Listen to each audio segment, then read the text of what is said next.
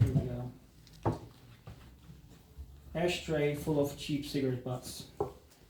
At every break and sharp turn, a bottle of Coca-Cola in its famous shape rolled around and over crumpled packages of crackers under the passenger seat. He was sitting on a white sheepskin that has a henna spot between his shoulder blades, which filled the interior of the car with the soft and sweet smell of the long sacrificed animal, mixed with his sweat, aftershave, and cigarette smoke, making it expectantly repelling but also surprisingly provoking for the girls that enter his little domain, wondering if his chest hair has the same smooth waves as the lamp. The model of the car was Serçe, sparrow in Turkish, from a production line killed in the 90s, ordered by the government to be collected out of the roads, a legendary model in the history of the country, a nostalgic item in the minds of its people, left to him from his grandpa, who never sped over 80 kilometers per hour, never carried no animal or let no dirty feet step on its heavy plastic floor mats, and who dangled a carnelian rosary and an evil eye from the rear mirror, which the boy watched mesmerized as they scattered vivid colors riding shotgun over her childhood, then kept there dangling and clanking to perhaps soothe and stop his grandpa turning in his grave with all the other misuses of his sparrow. The house grandma outlived her husband for 25 years, writing poems about life's meaning, but showing no one in her ivory tower before willing it to the boy. Had a trellis of a garage that vines shaded where the nights ended. It was on the long and straight street he was cruising with windows open, letting the cool night air in. As the modern sound system custom installed into the mobile relic with all his life savings, banging loud enough to vibrate his chest and nose and deafen him within a decade if he continued abusing his eardrums along the sleepers on the road he prowled.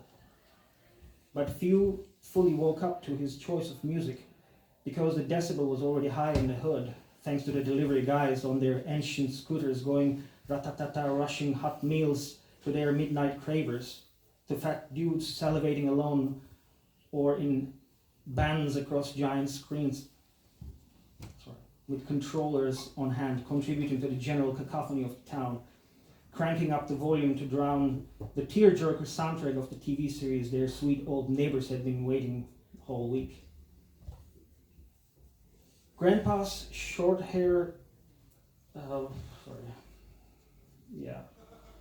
stuck to the cloth covering the roof of the car like a dark cloud over his head. The boys' hair reached up to their ancestors and floated so close like a ritual dance, and once in a while 2 strands, dead and living, touched each other over a steep speed bump. He didn't hear azan or its echo from the surrounding dark hills of the cauldron they'd been living in. Didn't hear the honking from the car behind protesting his slow speed. He didn't hear the late night messages coming from the matched girls who may or may not be eager to ride his sparrow he would later explore within the shrinking pool of eligible girls of his growing hometown. He didn't hear the jets maneuvering overhead, only remembered the tearing of the air when he caught sight of them in the full moon, twisting back to the military base at the end of the long and straight road behind him. He didn't hear the growling of cats locked stiff in a stare down over an overflowing garbage bin.